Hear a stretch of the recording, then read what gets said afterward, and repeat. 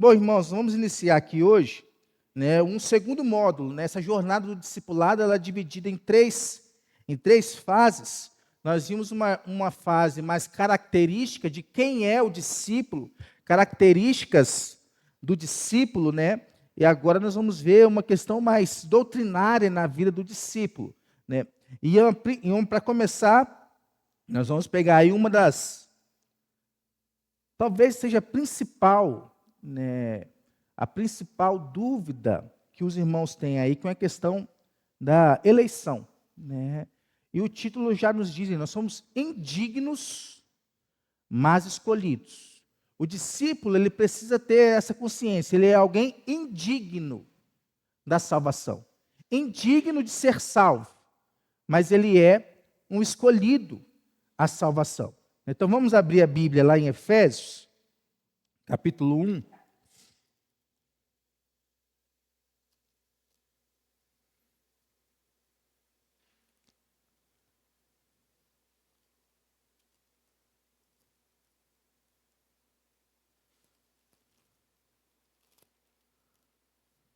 Efésios, capítulo 1, até o versículo 3, 2, o começo da carta, a saudação de Paulo. Versículo 3 em diante, ele vai começar a expor aqui, falando sobre a redenção e como que ela se dá. E nos versículos 4 a 6, ele diz o seguinte: assim como nos escolheu nele, antes da fundação do mundo, para sermos santos e irrepreensíveis perante ele, e em amor nos predestinou para ele, para a adoção de filhos, por meio de Jesus Cristo, segundo o beneplácito de sua vontade, para louvor da glória de sua graça, que ele nos concedeu gratuitamente no amado. Quando nós falamos da doutrina da eleição, está ligado aqui? Aí, né? A doutrina da eleição é um dos pilares da teologia cristã, porque ela é o início para a gente poder entender como que se dá a nossa salvação, né? Então, especialmente na nossa tradição, que é a tradição reformada, né, vai enfatizar o quê? A eleição, né, e a soberania de Deus dentro da nossa salvação, né? O que a eleição ela quer nos dizer? Ela vai afirmar que Deus, né, por meio da sua graça eterna, a gente vê que antes da fundação do mundo, eterna, porque Deus é eterno, e imerecida, porque é graça isso, né, favor imerecido, ele escolhe indivíduos para a salvação, não com base em méritos humanos, mas em seu propósito soberano.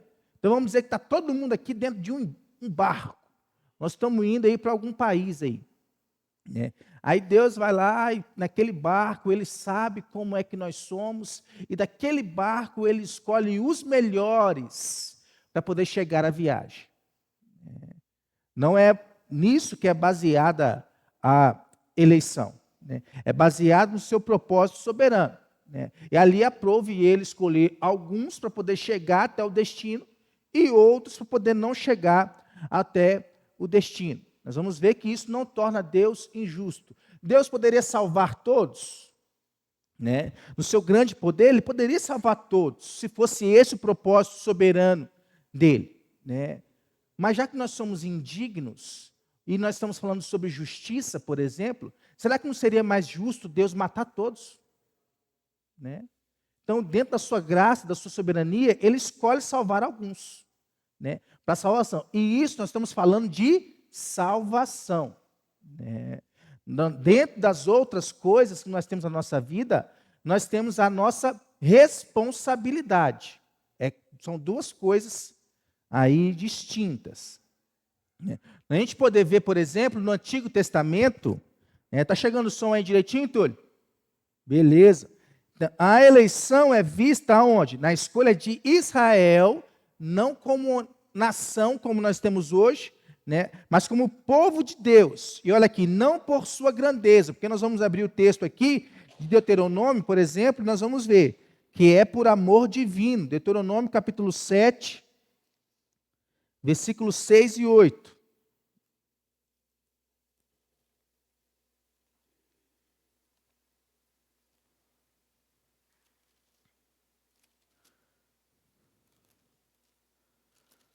Deuteronômio, capítulo 7, versículos 6 a 8. Olha o que diz lá. Porque tu és povo santo ao Senhor teu Deus.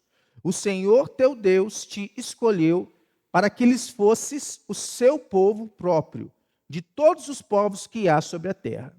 Não vos teve o Senhor afeição. Olha, não vos teve o Senhor afeição, nem vos escolheu porque fosseis mais numerosos do que qualquer povo, pois eres o menor de todos os povos.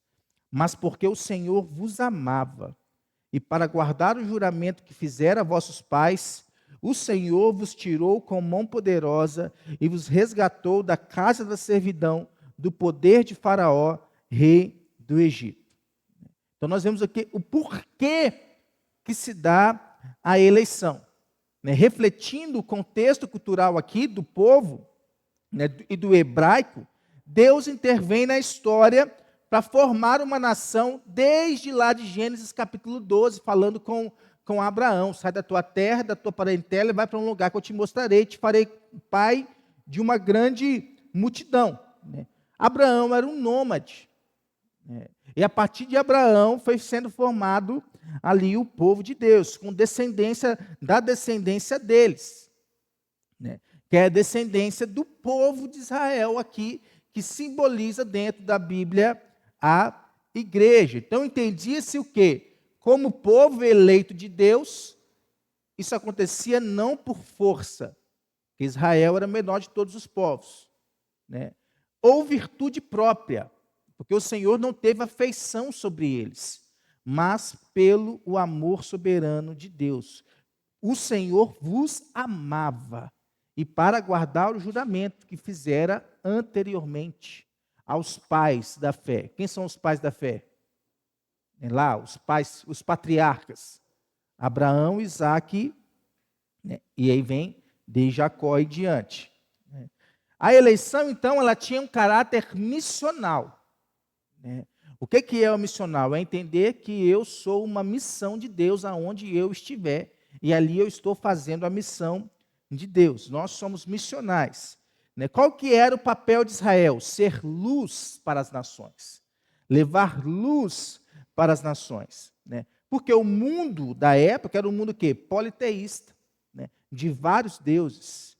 E territorialista, Cada nação ali, ela acreditava que ela era uma nação escolhida, e ai de quem pisasse na sua terra. Por isso que havia muitas guerras entre povos, nação e nação. Então essa visão era revolucionária. Um Deus único, contrastando com a visão politeísta, universal, e soberano, que escolhe um povo por amor. Por amor. Isso contrastava com a cultura politeísta ao redor, como dos cananeus ou dos egípcios, que viam deuses como forças manipuláveis por rituais humanos. E aí, por forças manipuláveis por rituais humanos, te vem algum episódio da Bíblia na mente? Alguém que tentou fazer isso? Manipular a situação para que Deus, o Deus dele viesse a se manifestar? Elias, Você vê lá, eles fizeram todo o aparato ali e ficaram, segundo os estudos aí, mais ou menos de 6 horas da manhã até mais de meio-dia, clamando ao Deus deles para que o Deus deles viesse e sugasse ali o sacrifício. Então eles acreditavam nisso. Através de rituais humanos, Deus, o Deus deles, seja quais forem, eles se manifestavam. No Novo Testamento, como é que se dá? Já muda um pouquinho, amplia a visão. A eleição é para todos aqueles que creem. Vamos ver aqui João capítulo 10. Evangelho de João capítulo 10.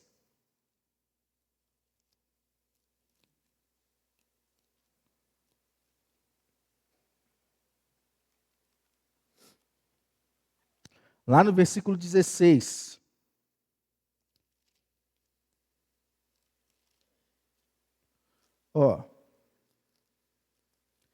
Vamos no versículo 14.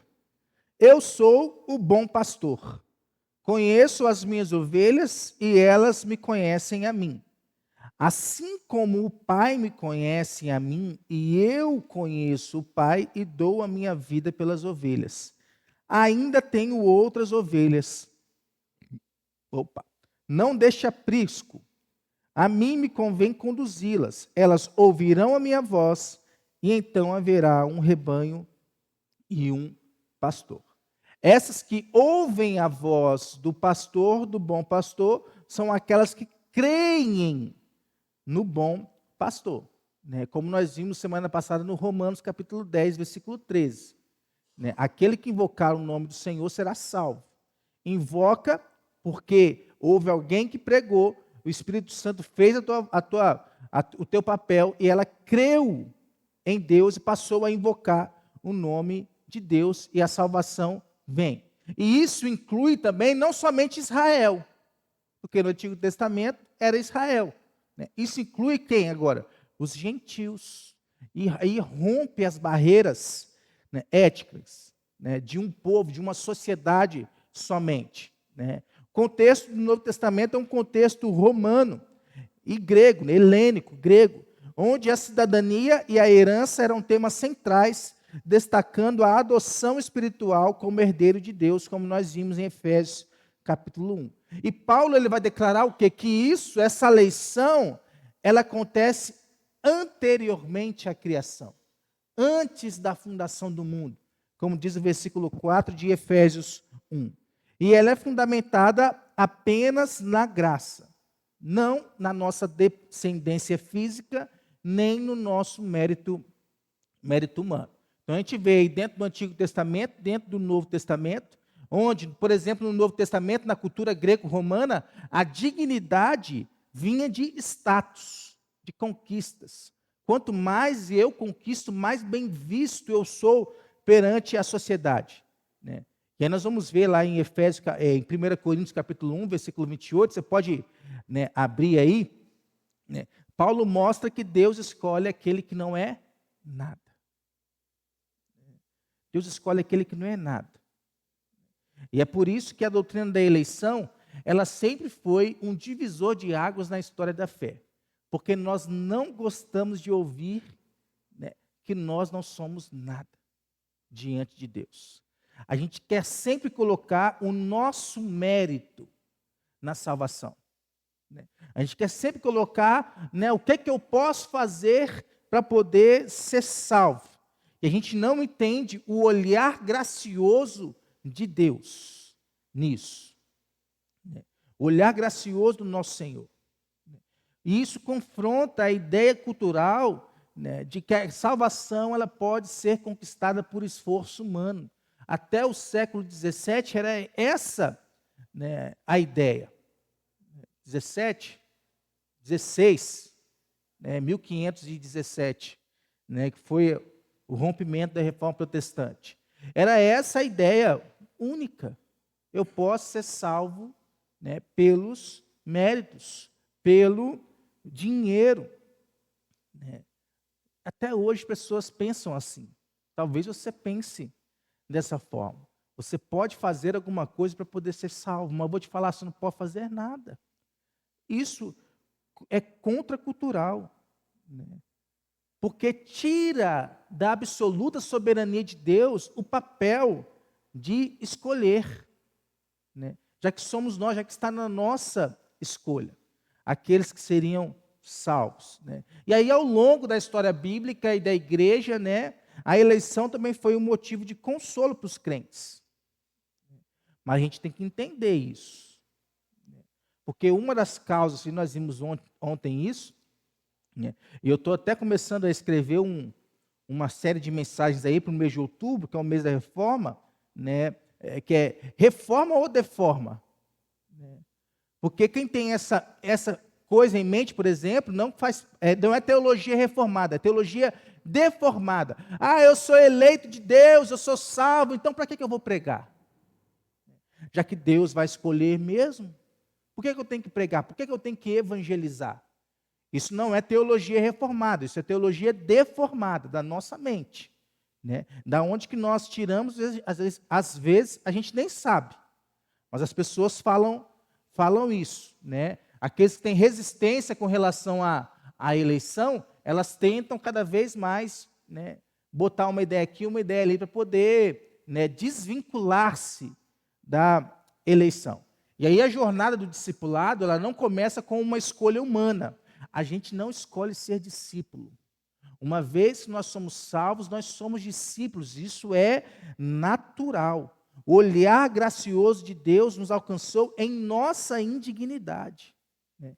E aí nós temos que entender, o primeiro passo é entender que fomos escolhidos, apesar de não merecermos. E como que isso acontece? Por que isso se dá? Não é por méritos humanos, né? Não é por esforços próprios, né? Ou qualquer outra forma de justiça. É Deus. Nós vamos ver em alguns textos, né, como que nós fomos escolhidos por Deus, apesar de nossa condição pecaminosa. Mas o que é isso, pastor? Condição pecaminosa? Condição pecaminosa é aquilo que nos torna indigno. Há uma profunda indignidade humana. Como que isso se dá? Né? Aí, desde a queda de Adão e Eva, né, nós vivemos sob o efeito do pecado original. Né? Dentro do contexto do Antigo Testamento, por exemplo, o pecado ele não era entendido apenas como fatos isolados, né? Mas era uma condição que afastava o povo da presença de Deus. E a gente vai ver em Romanos, por exemplo, que o salário do pecado é o quê? A morte. Né? E eu falo ali no discipulado, tem uma lição que vai falar sobre, né, o pecado. E há 3 tipos de morte que o pecado causa. Né? A morte física, que nós já sabemos qual é, né? A morte espiritual, que é essa que vai nos fazer estar afastado da presença de Deus. A gente não quer orar, a gente não quer ler a Bíblia, a gente não quer ir para a igreja, a gente não quer ter comunhão, a gente não quer nada. Né? Isso é o quê? Morte espiritual. Né? E é a separação do homem de Deus. E há a morte eterna, que aí acabou também. Né? Aqueles que creem em Cristo, eternidade junto com Ele. Aqueles que não creem em Cristo, lago de fogo, inferno. Então a Bíblia ela vai descrever a humanidade em um estado de total depravação, incapaz de se aproximar de Deus por si mesma. Por quê? Por causa da nossa indignidade. Ah, mas Adão não era digno. Adão, ele tinha dignidade em Adão. Mas veja que mesmo Adão tendo dignidade, não era Adão que se aproximava de Deus. Era quem que vinha até Adão? Era Deus. A iniciativa vai ser sempre de Deus. Quem é que foi até Abraão? Foi Deus. Quem é que foi até Davi?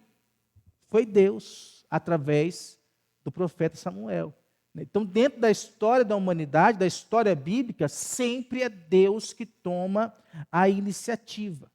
Nós nunca tomamos essa iniciativa. Então, por quê? A condição humana, conforme a gente vê na Bíblia, é de total incapacidade espiritual e moral diante de Deus. Porque todos pecaram e estão destituídos da glória de Deus. Todos pecaram. Ele está falando aqui que ninguém nasce discípulo. Nós nascemos inimigos de Deus. Ninguém nasce. O pelagianismo, por exemplo, que é uma doutrina herética, ela vai dizer o quê? Um homem ele nasce como uma folha em branco. E à medida que ele vai tendo interações sociais, à medida que ele vai crescendo, ele vai manchando essa folha. Né? E ele pode morrer, né, com partes da folha em branco. Né? A Bíblia vai nos mostrar, e a teologia reformada vai nos afirmar, que nós nascemos escravos do pecado. Então não há brancura dentro da nossa folha, né, antes de Cristo. Essencialmente falando. A nossa folha vai ficando um pouco mais branca depois de Cristo, no processo de santificação.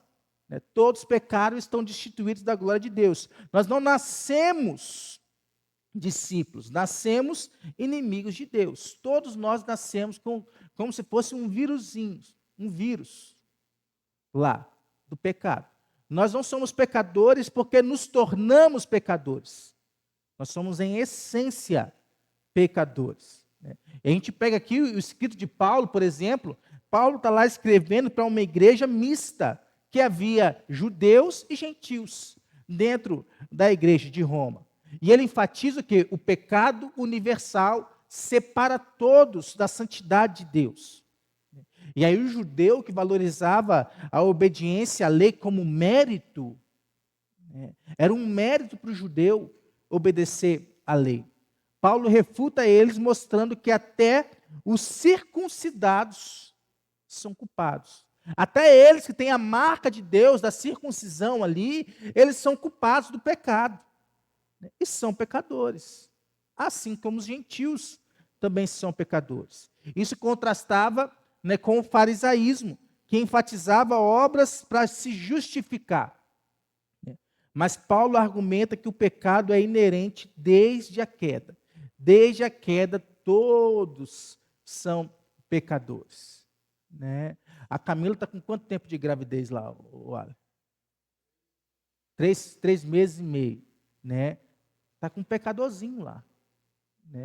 Por mais que ele possa ser, não sabemos ainda, se é ele ou se é ela, fofinho, fofinha, bonitinho, bonitinho, igual lá, eu acordo de manhã, olho para lá assim, meu Deus do céu, como é que pode? Como que sai esse trenzinho, bonito da gente? A gente vê uma inocência por conta da idade, mas não por conta da essência. É pecadora. Nós somos pecadores. Então, essa declaração não deixa margem para erro. Ninguém é naturalmente inclinado a buscar a Deus. É por isso que nós temos que ir até as almas perdidas. Nós nascemos como inimigos de Deus e estamos debaixo da ira de Deus, enquanto o próprio Deus não nos salvar. O inimigo de Deus, ele vai desejar a carne, o mundo. Vai desejar os seus próprios prazeres, as suas próprias vontades. Pecado não é apenas uma série de atos errados, mas é uma condição que nos separa de nos tornar santos em Cristo Jesus. E aí o pecado é aquilo que nos coloca, no mesmo nível. Ninguém possui méritos próprios para se aproximar de Deus. Vamos abrir aqui em Efésios capítulo 2, que vai falar sobre a corrupção da vontade humana. Efésios capítulo 2.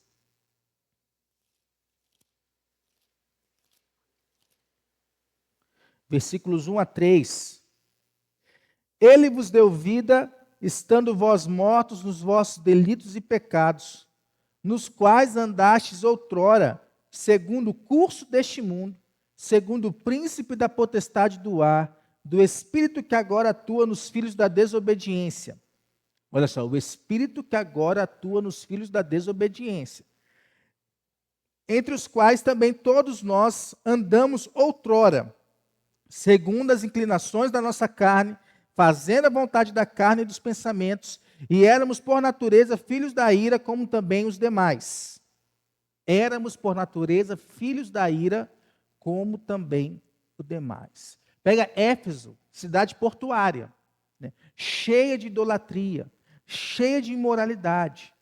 Paulo descreve o homem como morto espiritualmente, escravo do pecado, escravo do mundo, escravo de Satanás. O homem ele era visto como capaz de alcançar virtude por esforço próprio, dentro do contexto do Novo Testamento. Então, ouvir isso, que ele é morto espiritualmente, o confrontava. Porque ele não acreditava nisso. E essa morte, ela se dá pelo fato de estarmos sem Cristo. Então, todo homem que está sem Cristo, o que ele é? Morto. Ele não pode ir até Deus. Quando a gente vê a sociedade passando aí, a gente vê pessoas mortas espiritualmente passando. Quem é que pode dar vida a eles? Deus. Como diz o versículo 4 aqui em diante do capítulo 2. Ele não pode escolher o bem por si próprio. é preciso uma causa primária para isso. Para tudo na vida é preciso uma causa primária. E essa causa primária é Deus. Veja só, antes da intervenção divina, que é o que Efésios 2, 1 a 3 está falando aqui, como que está a nossa vontade? Corrompida, inclinada ao egoísmo, inclinada à rebelião. E a Bíblia diz que rebelião é como um pecado de feitiçaria. Então, crente que anda se rebelando aí, né, é como um pecado de feitiçaria. Essa corrupção total não significa que somos tão maus quanto poderíamos ser, mas que todas as áreas da nossa vida, a nossa mente, as nossas vontades, o nosso coração, ele é corrompido, porque é afetado pelo pecado. E aí a doutrina reformada vai chamar isso de depravação total. Nós não temos a capacidade de buscar a Deus, de nos salvarmos, porque nós estamos mortos. Nós dependemos de uma iniciativa divina para uma vida vivificada. Uma vez lá eu perguntei ao meu pastor da época, né, o que era esse negócio de eleição, né, e ele me disse a seguinte frase: imagina que você tem uma flor dentro de você aí, e essa flor ela está morta. A doutrina da eleição é que faz essa flor ter vida de novo e desabrochar através da sua vida. Nós estamos mortos dos nossos delitos e pecados e Deus nos torna vivos através da sua intervenção. João Calvino vai dizer que nós não somos pecadores porque pecamos. Pecamos porque somos pecadores, escravos do pecado desde o ventre materno. E sabendo disso, nós vamos ver que nós não temos mérito algum diante de Deus. Vamos abrir lá em Tito. Tito capítulo 3, versículo 5. Se alguém achar primeiro que eu aí, pode ficar à vontade.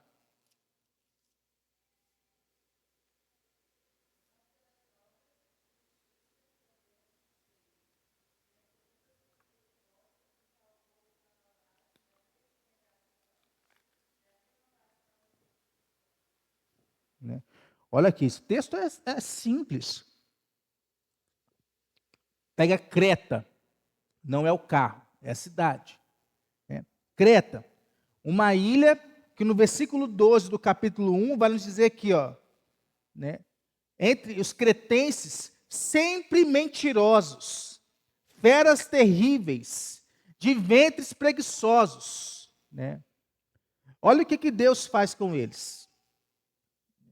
Esses mentirosos, essas feras, o que Deus faz com eles? Isso destaca que não há mérito nenhum nosso perante Deus. Nossa salvação não é fruto de obras, nem da nossa piedade, por mais bonzinho que nós pudéssemos ser, mas é exclusivamente obra divina. Segundo a misericórdia, Ele nos salvou mediante o lavar regenerador do Espírito Santo. É isso que Tito diz. Então, a salvação ela não é um prêmio por boas ações. O espírita pensa isso, a vertente católica também pensa isso, os arminianos, mais raízes, pensam nisso, esforços humanos. Qualquer tentativa de alcançar a Deus é vão. Por nossas obras é vão. Porque as nossas obras são insuficientes para tal. E isso vai confrontar a gente, na nossa total dependência da misericórdia de Deus. E se nós somos tão indignos, quem é que pode responder isso aí? Como que nós podemos ser salvos? Como que nós podemos ser salvos? Se eu sou indigno da salvação, como que eu posso ser salvo? Como que se dá a salvação? Não tem outra resposta. Nós somos escolhidos pela graça soberana de Deus.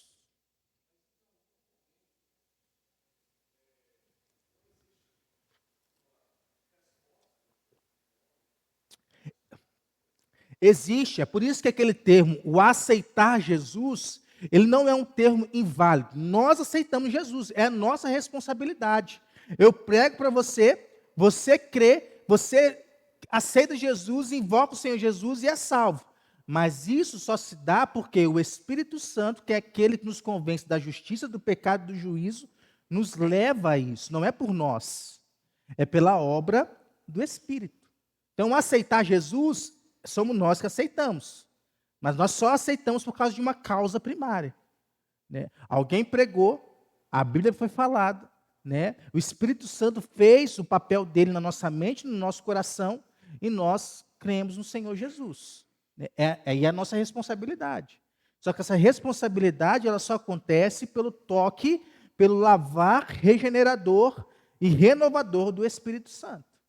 Né? E isso pode acontecer aqui, estou pregando para você que agora você fez isso. Ou isso pode acontecer diante de um processo. Né? Comigo, por exemplo, foi um processo aí de 6, 7 meses. Né? Eu indo na igreja, quantas vezes, irmãos? Né? Não falo isso com orgulho, não. Quantas vezes eu fui para a igreja bêbado? Né? Pastor pregando aqui, eu aqui, dormindo. Né? Até que chegou o ponto final disso. Né? Quando foi vendo dentro da minha história, eu fui e parei de beber. Não entendi até hoje por que eu parei de beber. Na época lá. Né? O que me levou a isso? Né? Parei de fumar. Né? Fumava. Né? Mas não tinha aceitado a Cristo. Isso era o quê? Isso era o lavar regenerador do Espírito Santo, regenerando o meu coração. Dentro deste processo, até que chegou o dia, é hoje. Né? E aí, quem é que foi à frente, lá, no meu caso? Fui eu. Mas eu só fui porque houve uma intervenção divina por trás. Né? Senhor.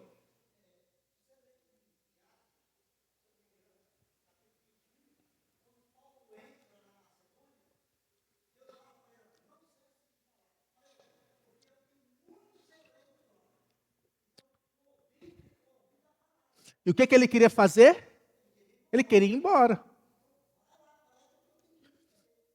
Estou pregando aqui, ninguém está convertendo, vou embora. E aí Deus vai lá e fala isso com ele, através do Espírito. Né? Isso. Então, nenhum currículo nosso pode ser apresentado diante de Deus. Né?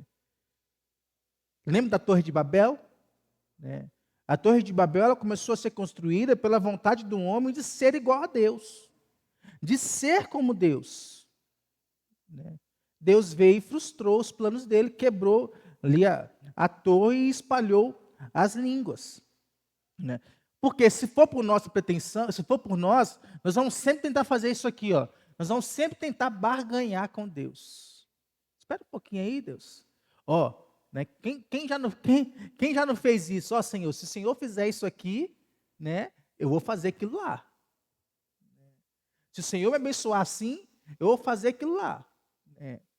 Uma espécie de barganha com Deus. Né? O que Calvino dizia? Calvino dizia que nós não diferimos nem um pouco uns dos outros, mas agrada a Deus escolher aqueles a quem Ele próprio deseja. Que vai ouvir a palavra, né? E que vai pelo Espírito Santo, que essa é a função do Espírito Santo. Uma das funções, né? Nós vamos crer em Jesus, né? Jonathan Edwards, também que é um outro teólogo muito destacado dentro da teologia reformada, ele diz que a eleição precede qualquer resposta humana, sendo o ato soberano. Culturalmente, isso desafia, por exemplo, o estoicismo romano, que via a salvação em autodisciplina. Né? Por isso que eles eram, o regime romano, né, tinha ali, qual era o nome daquela palavra lá, Faldo, você lembra? Apogê? Apogê ou agogê? Agogê. Né? Agogê era um método romano de levar a criança, através da disciplina, a ser um militar. Né?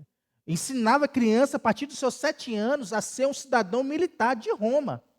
Né? Um verdadeiro patriota. Né? Eles acreditavam nessa autodisciplina. Né? E aí nós chegamos na escolha soberana de Deus. Né?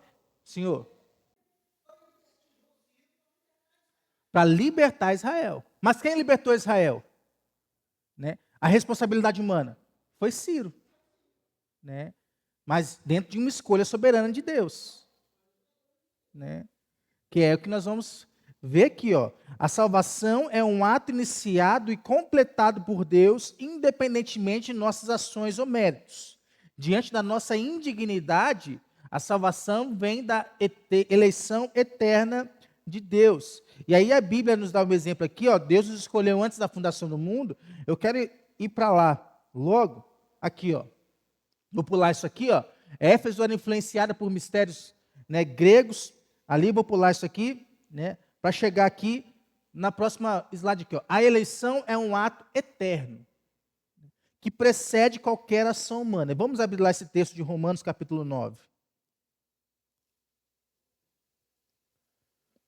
Do 11 ao 16.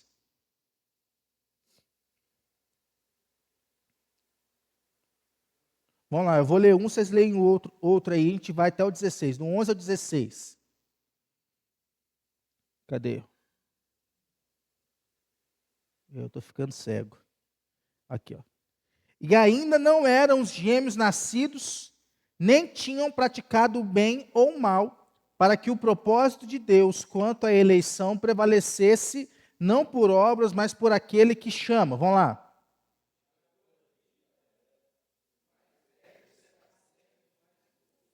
Como está escrito: amei Jacó, porém me aborreci de Esaú.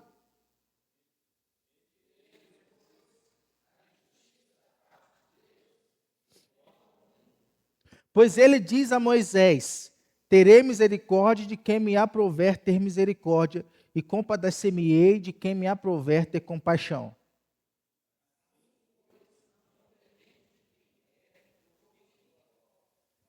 Deus usar a sua misericórdia. Dentro do contexto do primeiro século, isso chocava os judeus. Passa aí para nós, que não passou aqui não. Né?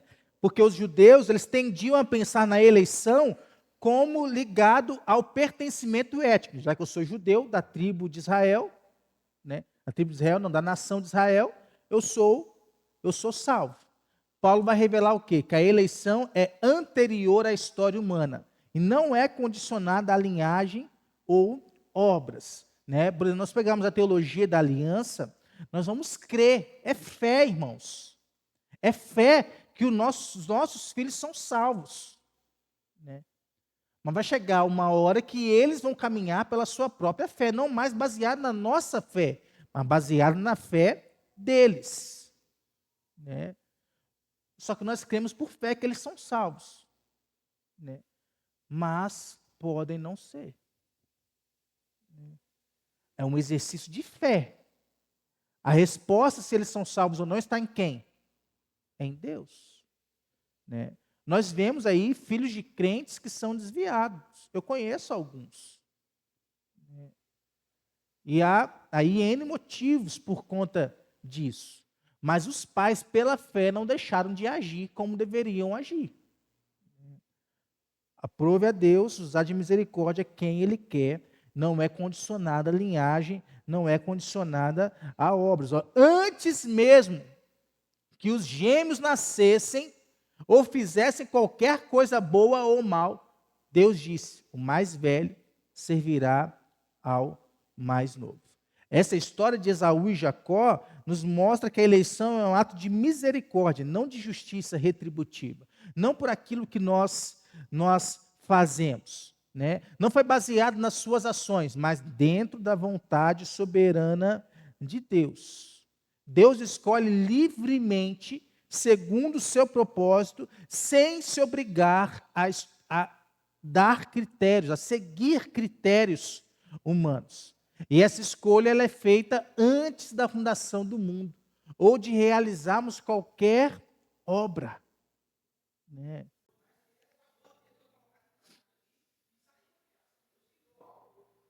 Eu sempre uso o exemplo de Ezequias. Qual foi o diagnóstico de Deus para Ezequias? Vai morrer. Né? O que ele fez? Foi para o joelho. Né? Deus deu mais 15 anos para ele. Né? Ezequias sabia disso? Não sabia. Quem sabia? Deus já sabia. Já sabia que Ezequias ia receber o diagnóstico e ia para o joelho orar. Deus sabia disso tudo, né? Mas Ezequias não sabia, né? A história não estava nas mãos de Ezequias, a história não está nas nossas mãos. Nós não sabemos, Deus sabe. Cumpre a nós o quê? Vivemos. Vivemos. E Deus vai desenrolando dentro da história humana todos os papéis. Nós intervindo na história humana quando precisa ser intervir. Quando diz aqui, ó, depende de quem quer ou de quem corre, mas de usar Deus a sua misericórdia. Que o Martinho Lutero falou aqui, ó, é de livre graça.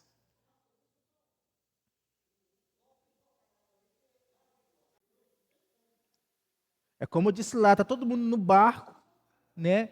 Deus poderia matar todo mundo, o barco afundar, né? Como poderia salvar todo mundo? Mas ele escolheu salvar apenas alguns.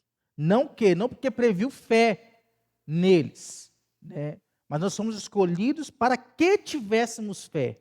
Não porque nós temos fé, né? Mas é para quê, né? Isso nos traz segurança, irmãos.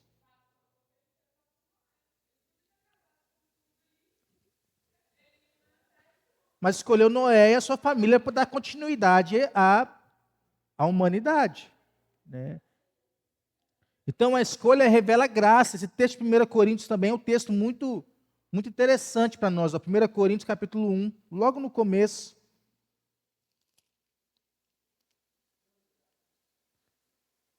Ok. Irmãos, reparai na vossa vocação, visto que não foram chamados muitos sábios segundo a carne, nem muitos poderosos, nem muitos de nobre nascimento. Pelo contrário, Deus escolheu as coisas loucas do mundo para envergonhar os sábios, e escolheu as coisas fracas do mundo para envergonhar as fortes. E Deus escolheu as coisas humildes do mundo e as desprezadas, e aquelas que não são, para reduzir a nada o que são. É um contraste aqui, para mostrar que a escolha revela graça e não mérito. E se fosse mérito, vamos dizer assim, quem é que tem mais mérito? É o mais sábio ou o menos sábio? Se for por mérito, quem é que sabe mais? É o mais sábio, né? Mas não é porque eu sou sábio que eu vou ser salvo. Quantos sábios, filósofos há neste mundo que não são salvos, né? E quanta gente lá que não completou até a 4ª série que é salvo. Não é por mérito dela também ter completado até a 4ª série, né? Salvação não se dá por isso. Pega Corinto aqui, uma cidade comercial helênica cheia de sofistas, cheia de pessoas que valorizavam o discurso, né? Valorizavam a filosofia, a sabedoria humana, né? Paulo mostra que Deus escolhe os fracos para exaltar a sua graça.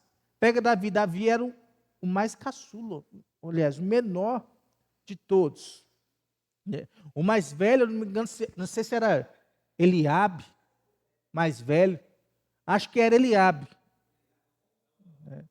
Chegou lá, ó, Samuel disse, não é esse aqui, né? Pegou todos os filhos, ó, não é nenhum desses. Há algum outro filho seu? Aí o Jessé se lembra, tem Davi está lá cuidando das ovelhas, né? Chama ele lá. Davi chegou, Samuel mostrou que era aquele que queria ser o rei. Então a escolha não se baseia em obras, mas na vontade de Deus, né? O que é vil no mundo e o desprezado e o que nada é, para reduzir a nada o que é, a fim de que ninguém se glorie perante ele. Porque se fosse por nós, é isso que nós iríamos fazer, nos gloriar. Lembra lá do fariseu, do publicano? É. A oração do fariseu, o jejum 2 vezes por semana, do dízimo disso, do dízimo daquilo, e isso mais que lá, e o publicano. Senhor, se é propício a mim, pecador. Quem desceu justificado para casa foi o publicano, não foi o fariseu.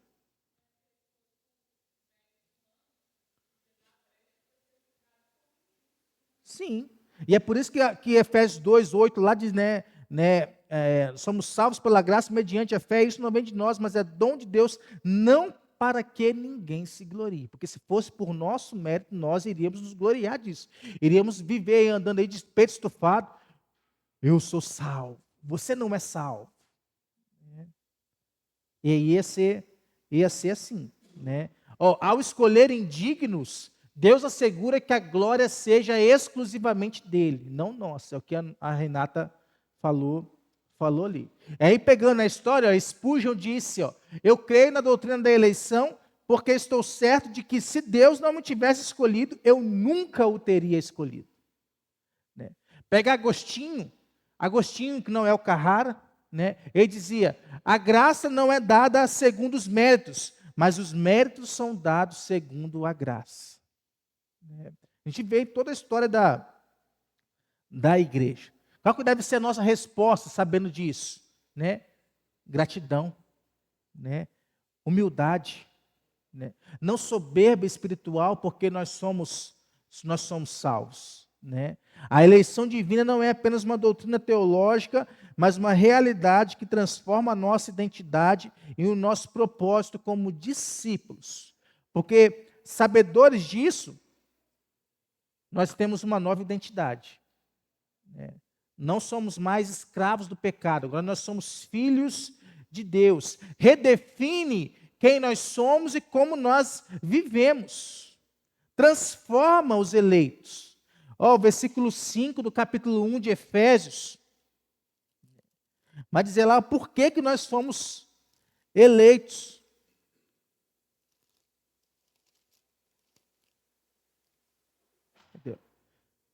Nos predestinou para Ele, para a adoção de filhos por meio de Jesus Cristo, segundo o beneplácito da sua vontade. O beneplácito da sua vontade. Segundo a sua própria vontade, nós somos adotados. Já falei aqui do pater potestas, que era a cultura romana, né? A herança, alguém que não pertencia à família. Quando alguém era adotado por um romano, vinha tudo para o filho adotado. Né? Toda a herança, todos os méritos, todos os deveres, e o pai tinha direito total sobre esse filho, inclusive de matar ele se quisesse. Né? Podia ser um escravo, um adotado. Né? Aqui, nós vemos que nós somos adotados como filhos de Deus, não por nada. Né? Nós somos introduzidos na família de Deus com todos os direitos e privilégios espirituais. E se há um povo que é rico, somos nós, como está aqui no versículo 3. Nós somos abençoados com toda sorte de bênção espiritual nas regiões celestiais em Cristo Jesus. Nós não somos mais órfãos, espiritualmente falando. Estamos introduzidos na família de Deus. Né? O versículo aqui, 4 vai dizer aqui, para sermos santos e irrepreensíveis. E o versículo 6 vai dizer, para o louvor da glória da sua graça. É para isso que nós fomos salvos. John Murray, que era um puritano, ele disse que a adoração é o ápice da graça redentora, pois não apenas remove a nossa culpa, mas nos concede o status de filhos amados. João usa muito essa expressão, filhos amados, porque é a nossa realidade a partir de um encontro com Cristo. Antes, qual que era a nossa realidade? Filhos da ira. Hoje, já não é mais. Né? Nos predestinou para sermos adotados como filhos por meio de Jesus Cristo. E aí nós não recebemos apenas perdão, mas agora nós temos uma relação com Deus. Abba, Pai. O homem não tinha, o homem estava separado de Deus. Jesus veio e ligou a mão de Deus com a mão do homem. Agora vocês podem se unir. Vocês podem ter relação, né, de pai e filho. Essa adoção nos confere dignidade, segurança e herança, transformando a nossa identidade, né? Transformando quem nós somos. Né? Nós somos o quê? Passando aqui, santos. Ou deveríamos ser. Né? Mesmo assim, a santidade não é o motivo da eleição, mas é o resultado dela. Né? E aí, nós sabedores disso, o que é que nós somos transformados? Nós somos transformados em testemunhas. Todo mundo conhece esse texto aqui, né? 1 Pedro 2,9. O que é que diz lá que nós somos? Né? Sacerdócio real, nação santa, povo de propriedade exclusiva de Deus, para o quê? Proclamar as virtudes daquele que nos chamou das trevas para a luz. Nós somos testemunhas da eleição de Deus, testemunhas da graça de Deus. Ele está escrevendo aqui para cristãos que estavam espalhados por conta da perseguição, dizendo que aonde vocês forem, vocês são sacerdócio real, nação santa, povo de propriedade exclusiva de Deus, para testemunhar, para proclamar. É o nosso papel. A eleição, ela tem um propósito missionário: proclamar as virtudes de Deus ao mundo. Mesmo em contexto de perseguição, mesmo em contexto de bonança, nós somos chamados a proclamar Deus ao mundo. E isso aplica-se à igreja como um todo. O papel de toda a igreja cumprir essa missão. Porque a eleição nos torna em um povo missionário. Se nós não tivermos isso, nós vamos estar mostrando para nós que nós não somos eleitos. Se nós não pregamos a palavra, se nós não falamos de Deus, não há eleição na gente. Porque é o papel de todo aquele que crê. E como ouvirão se não há quem pregue? Como pregarão se não podem ouvir? Como crerão se a palavra não for falada? É a nossa responsabilidade compartilhar a graça de Deus com o mundo. Nós não fomos escolhidos para nos isolar, mas para ser luz. O mesmo propósito dos judeus. E os judeus não entenderam isso, que era ser luz. Nós somos escolhidos para ser luz em meio às trevas, proclamando que Deus nos salvou. Deus nos salvou. Calvino, ele vai dizer que a eleição nos enxerta em Cristo, tornando-os aceitáveis. Isso é justificação pela fé. Spurgeon diz que a eleição humilha e preserva do pecado. Jonathan Edwards vai dizer que somos eleitos para realizar o propósito divino. A eleição é para alguma coisa. Não é para ficar parado. Não é para esconder, para ser escondido. Quem acha o evangelho, acha uma pérola de grande valor. Para ser compartilhado com os outros. Isso inspirou, se tinha um povo que era santo, eram os puritanos. A eleição inspirou eles a viverem de forma santa. Porque nós somos transformados de indignos para filhos amados. Que sejamos incentivados a isso. Como nossa identidade está em Cristo, moldar as nossas prioridades, os nossos valores, a nossa conduta diária.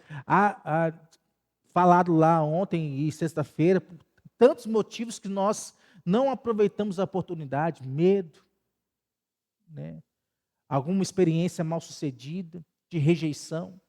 Eu falei, a pessoa me rejeitou, não quis ouvir, Mas segundo falaram lá, o principal é o quê? É a falta de testemunho. Falta de testemunho. Ninguém sabe que a pessoa é crente, ou a pessoa vive no meio dos ímpios como se fosse não crente. E aí ela não tem o que testemunhar, porque ela não vive aquilo que deveria testemunhar. A conduta diária que não está refletindo. Vamos pegar aqui, para concluir, na história da igreja, Agostinho, ele afirmava que a salvação é obra exclusiva da graça. Pega aí a Idade Média, o que é que na Idade Média se pensava? A eleição foi associada ao sistema de méritos e sacramentos. Nós pegamos aí, obrigado, mas na Reforma Protestante, por exemplo, Lutero e Calvino resgataram a eleição incondicional e a centralidade da graça soberana de Deus.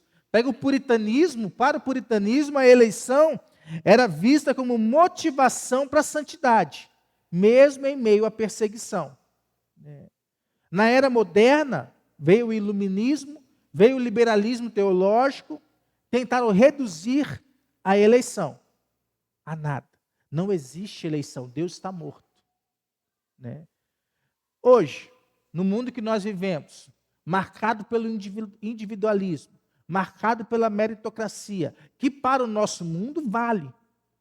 O mundo deve ser meritocrático, né? Para Deus não. Né? A eleição continua sendo uma mensagem contracultural. Jonas 2,9. A salvação pertence ao Senhor. Então a eleição bíblica, ela não é um mistério para nos dividir, né? Ou para nos humilhar, mas é para nos consolar e impulsionar a santidade. Eu sou eleito para ser santo.